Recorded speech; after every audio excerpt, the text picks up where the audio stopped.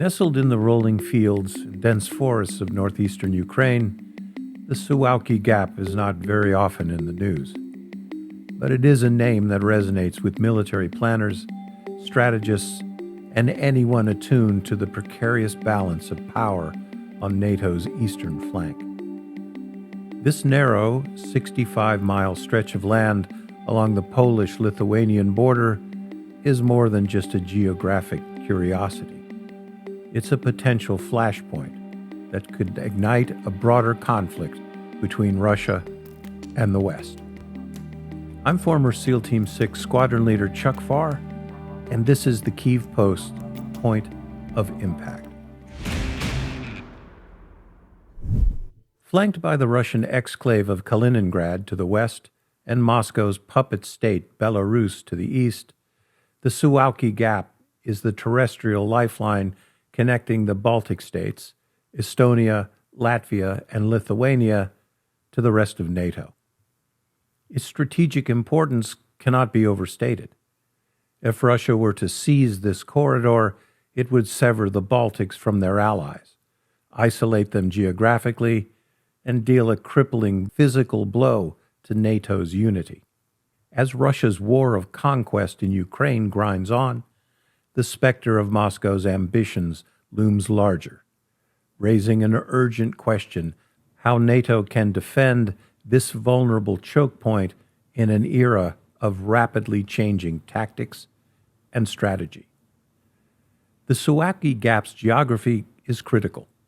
Stretching roughly 104 kilometers from the Polish town of Suwałki to the Lithuanian border, this corridor is a patchwork of flat farmland, thick woodlands, and scattered lakes, a terrain that complicates large-scale military maneuvers.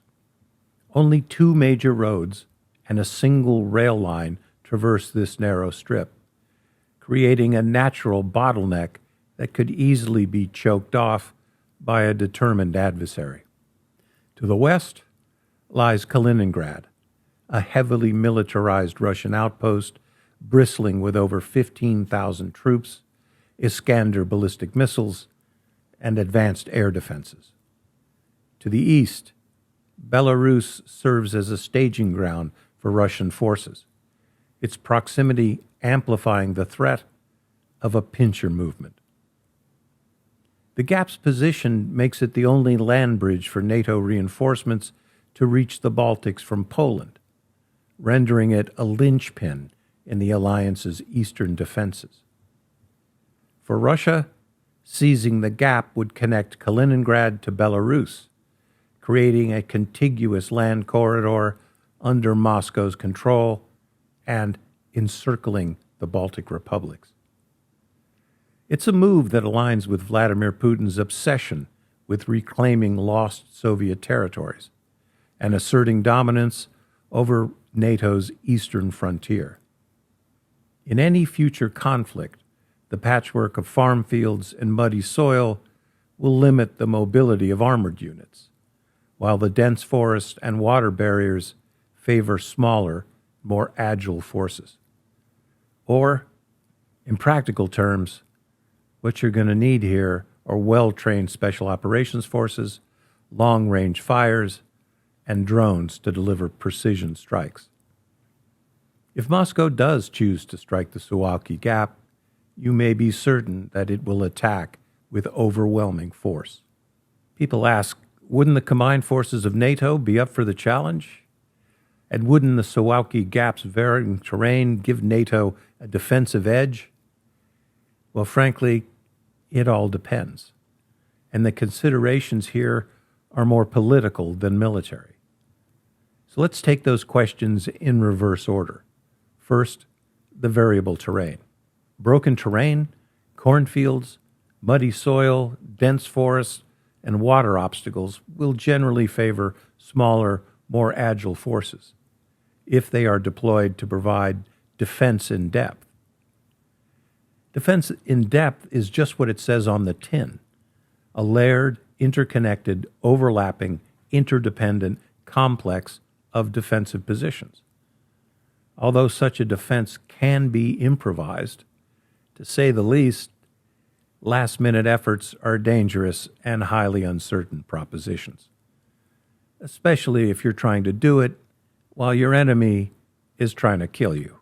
A recent example is Russia's Prokhorovsk offensive after the fall of Avdiivka.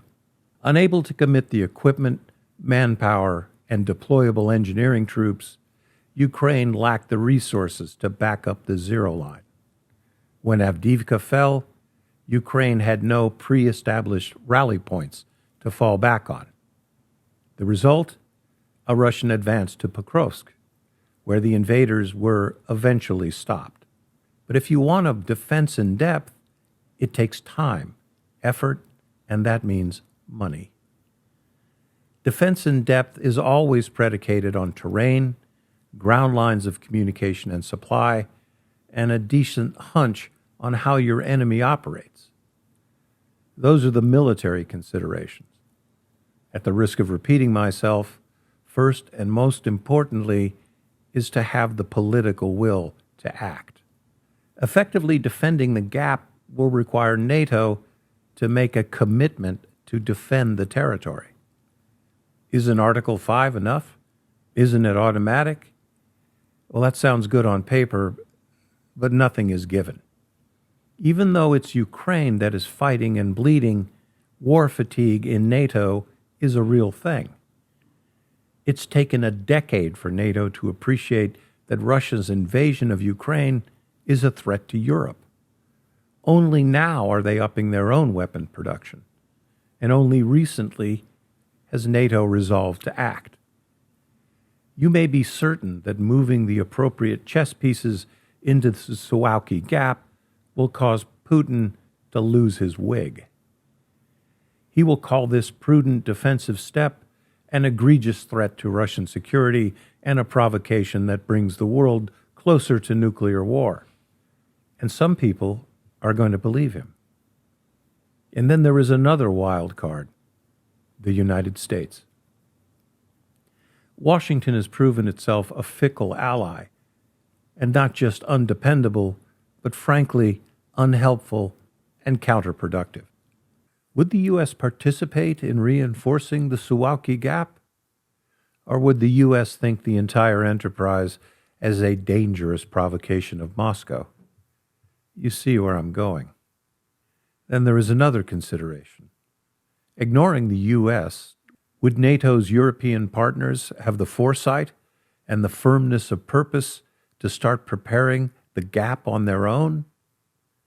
Would they invest the money into interlocking defenses and pre-positioning their own troops in the gap and adjacent staging areas? Well, I'm not sure they would. And I don't think it's certain that NATO would even make the decision that the Suwałki Gap is worth defending. There could be a scenario where NATO decides that Suwałki is not the hill they want to die on. Could the gap be defended? Militarily, it could. But the West, the military takes orders from the men and women wearing the suits. We arrive back at the first question, the political one. NATO needs to decide to defend this critical bit of terrain. Then they need to prepare for action, or accept the consequences. And there is one more chilling question. Are NATO forces prepared to engage in 21st century warfare? Tactics have changed. The digital battlefields have changed. From army and division level all the way down to squad and even fire team tactics. The world has never seen a war like the one in Ukraine. NATO has never fought a war like the one in Ukraine. The complexion and complexities of electronic warfare are different. The concept of air defense has changed, and the dynamics of ground maneuver warfare are fundamentally different. Consider this. The last time the U.S. fought in Europe, the most deadly weapon an infantryman wielded was the venerable M1 carbine. Today, an infantryman's most lethal weapon is the FPV drone. On the Ukrainian battlefield, 80% of Russian casualties result from the Ukrainian deployment of FPV drones. The most lethal weapon on a modern battlefield is one that didn't exist 3 years ago. If NATO draws a line in the sand in Europe, it will have to prepare to fight a different kind of war. To prevent Russia from exploiting the Suwałki Gap, NATO must adopt a strategy that blends traditional deterrence with an acute awareness of 21st century warfare's evolution. This alliance has already taken steps to bolster its presence in the region. It's deployed 4 multinational battle groups to the Baltics and Poland since 2016, doubling troop numbers in 8 eastern flank countries and enhancing air and naval assets. Finland and Sweden's accession to NATO have further shifted the strategic calculus, turning the Baltic Sea into what some call a NATO lake. Crucially, the Baltic offers alternative reinforcement routes by sea. But these measures, while significant, fall short of addressing the full scope of the threat. Russia's eagerness to connect Kaliningrad to its mainland via the Gap, well, they're no secret. Moscow has long viewed the exclave as a forward base to project power into Europe, and its militarization, complete with nuclear-capable missiles, underscores its intent.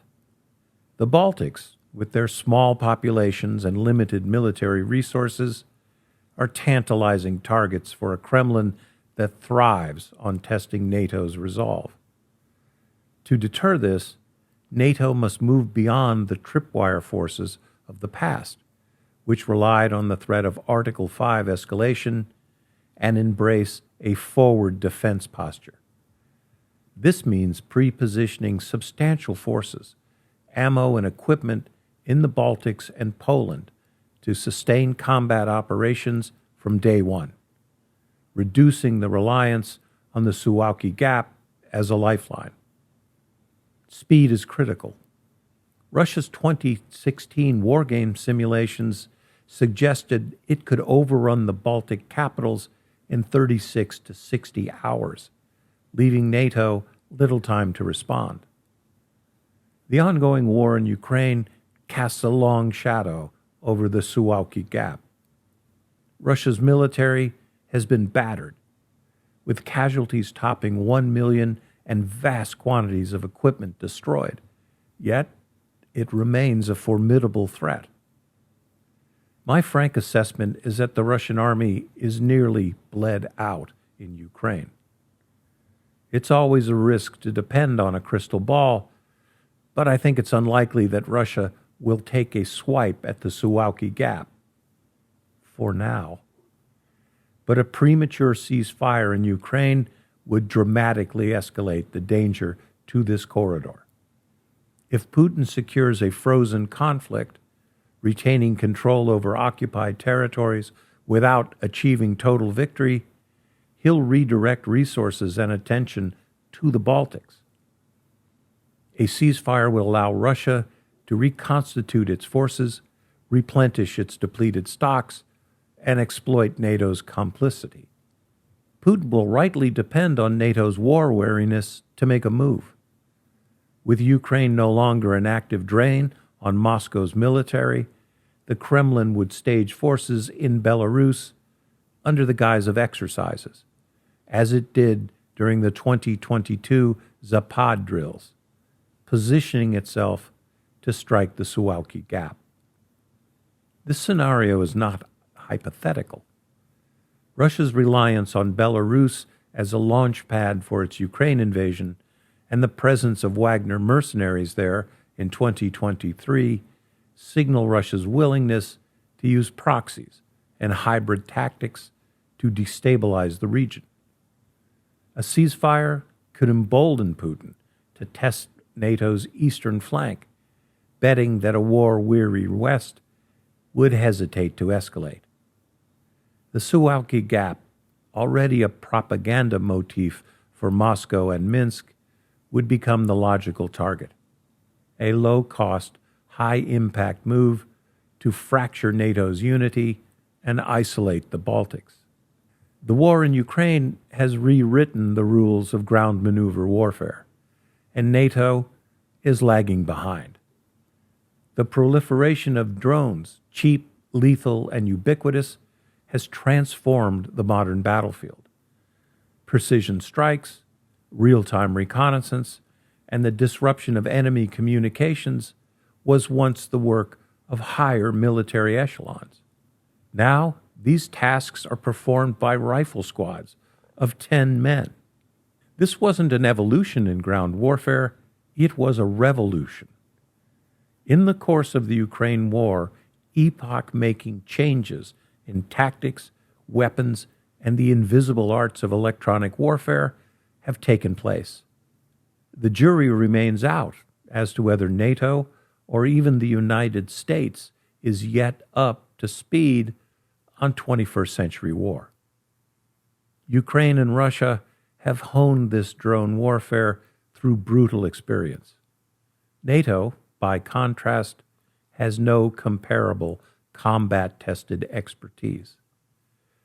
NATO forces trained for decades on counterinsurgency in Iraq and Afghanistan are likely ill-prepared for the high-intensity, drone-saturated conflicts of 21st century warfare. In the Suwałki Gap, this failure in capability could prove fatal. Russia could deploy drones to target NATO reinforcement columns, disrupt logistics, and sow chaos without ever crossing the border with ground troops. Long-range artillery and Iskander missiles from Kaliningrad, paired with electronic warfare to jam NATO communications, would amplify the threat. NATO's current posture, reliant on static defenses and slow-moving reinforcements, offers little to counter this agile, asymmetric approach. The remedy? The alliance must urgently integrate drone warfare into doctrine, equipping forward units with anti-drone systems, UAV waves, and swarms of their own. Forward-deployed operators down to the squad level need network sensors to detect and neutralize drone threats in real time. Without this adaptation, NATO risks being outmaneuvered in the Gap's tricky and confined terrain. Germany's Sky Shield initiative, a European air defense system designed to counter missiles and drones, may offer a glimmer of hope for the Suwałki Gap. Adopted by several Baltic states and Poland, Sky Shield aims to create a layered defense network, integrating Patriot systems, Iris-T missiles, and advanced radars.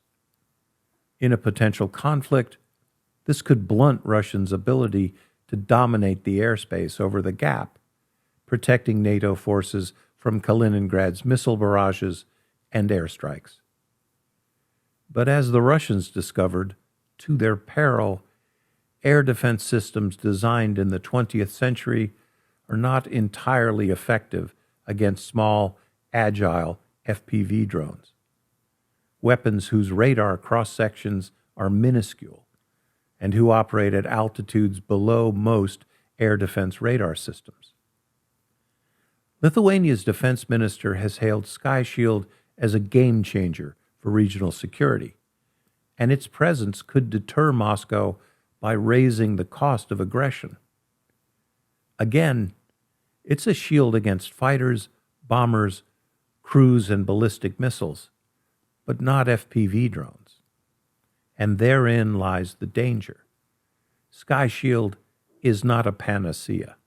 It's still in development, with full deployment years away, and its focus on air threats does little to address ground-based assaults or hybrid tactics. Russia could exploit this window of vulnerability, striking before the system is operational.